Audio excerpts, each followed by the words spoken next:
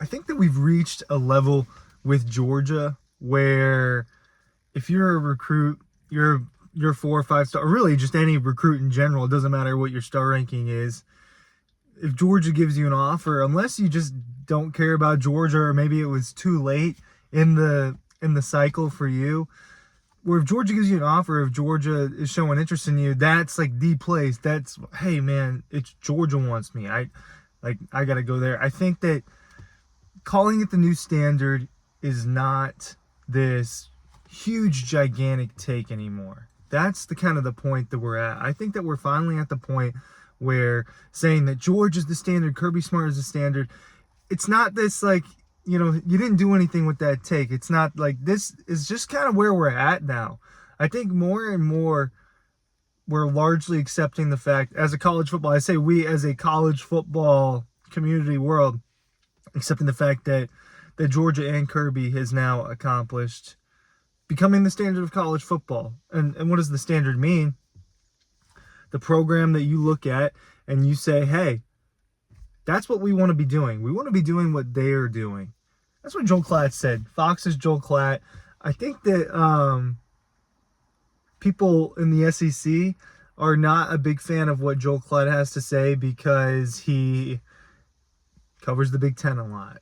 A little bit of a Big Ten homer.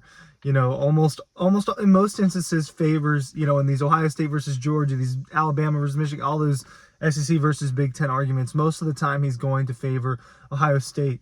Well, the other day, and I think he says this because we are at the point where I don't know if you can deny it with Georgia that it is the standard of college football.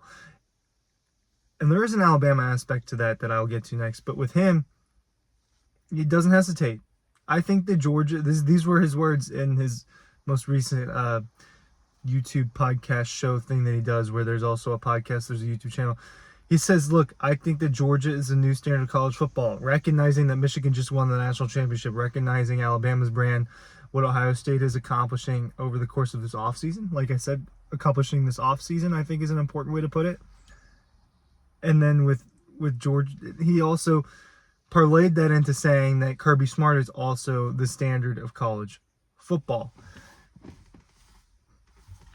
Okay, well, Nick Saban obviously was the standard for a long time in college football, and will be something that Kirby and other great coaches and all college football coaches really are going to be measured against for a long, long time. All right, Bear Bryant was one for that. There's a lot of legendary coaches. Nick Saban, over the last 25 years in this century, is the guy, and now kind of will be the person that's measured against.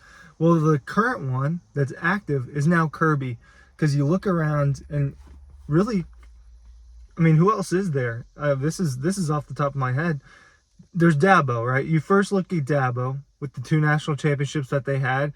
We're further removed from that, and Clemson hasn't been as good. And compared to what they were in, from that 2015 to 2020 range, it has not been as good in this decade. Obviously, Georgia has been doing that recently. Ohio State, Ryan Day. Well, Ohio State's accomplished a lot, and they have a national championship in the last decade. It wasn't with Ryan Day.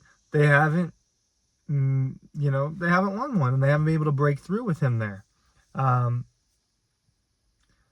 42-41 against Georgia. Obviously, that's a heartbreaker. Losing 3 in a row to Michigan. That's not the college football standard, right? Brian Kelly, well, he's at LSU now, and we've got to still wait and see with that one. They've got a Heisman Trophy winner, so that's an accomplishment. Alabama, obviously, it's not Kalen DeBoer. It can be that legacy can extend if they can extend Alabama's longevity of being a dynasty, but I think we are at the end of that, or at least we're at the finishing parts of it, right? I mean, it's a transition now with him being out. Oregon, it's not, Dan Lanning. You look around, Jim Harbaugh just left. It's Kirby Smart, and I don't know how particularly close it is. It wasn't Jimbo.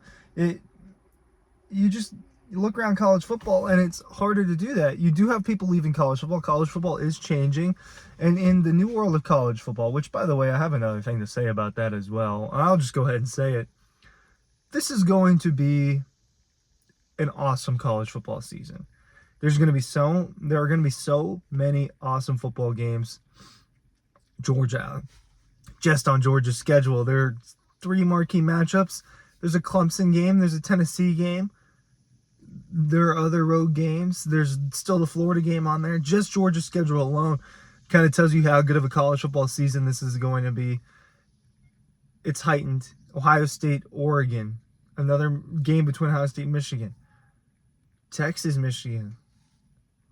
The extended playoff is going to end up being awesome, right? Because we're going to get a little bit before Christmas, and we're going to get a whole lot after. We're going to get more of a playoff after Christmas than we had before, with additional first-round games before the holidays. So it is going to be an awesome college football season, and that is my take on that. And in this new world of college football, I think that Georgia moves forward as kind of just the favorite to dominate here in and here out. And that's the other part of it, is now it is Georgia that gets that offseason attention. That's something I discussed recently, where Vegas has the odds and they're all out, and Georgia's the favorite. Georgia's the favorite. Georgia's the favorite this. Georgia's the favorite that. It's to a point where it's not that close. I mean, let's see if some of these odds have changed. We use FanDuel for this, but college football betting odds is all you need to look at. And I go to the FanDuel one because we are friends with them. And I see the 10.5 wins. And there's only a handful of programs that get that. Georgia's one of them. But let's go to Heisman. Carson Beck, that plus 750 and the plus 900. That separation of plus 150, that 150 separation in the odds has not changed. The college football playoff, Georgia actually does not have the best. Ooh, some different odds. Okay, this is a live reaction here. Ohio State has the best odds to make the college football playoff over Georgia. Minus 650, minus 550 for Georgia. Minus 280 for Oregon. So I wonder if they are just viewing this as the Big Ten is going to be easier to get through. You go back and you look at Ohio State's schedule. Well, why does Ohio State have the best odds? Does that... And it is as simple as that. Their first month should be easy W's between Akron, Western Michigan, Marshall, Michigan State, Iowa. At Oregon's a tough one. Versus Nebraska will be harder than people think, maybe. At Penn State versus Michigan. I mean, those are their challenging games. It's a pretty normal Ohio State schedule. Instead of, an out-of-conference game against somebody else, it's an in-conference game against Oregon. So I understand the odds being a little bit better. Georgia's path to getting there is not quite as difficult. The Alabama part of the conversation.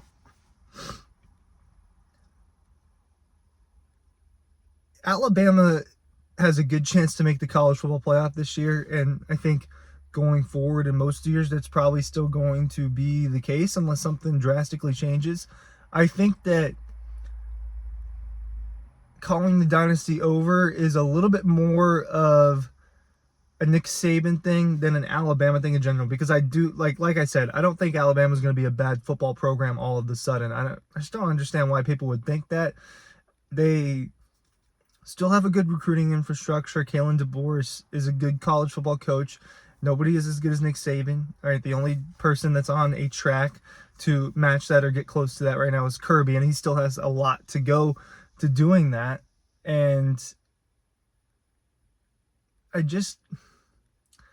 making the college football playoff last year and beating Georgia in the SEC championship was a little bit of a statement for Alabama. And saying that, hey, it's not really completely over until we say it is, but it's one of those things where it's going to be hard to measure, because if Alabama continues to win national championships after, then this dynasty does extend. If they win in a few years, if they win in 25 or 26 or 27, then that's a 7-year gap. That does kind of start a new one. But they didn't just fall off. There wasn't like an in-between period where they fell off. What I'm predicting is there's not going to be this big fall to reality. I think there's still going to be a really good football program. It's just not going to be, hey, Alabama's kind of a pencil in for making the national championship or just missing it every year. That's kind of more what we're at, especially with it being a little bit more difficult to get there.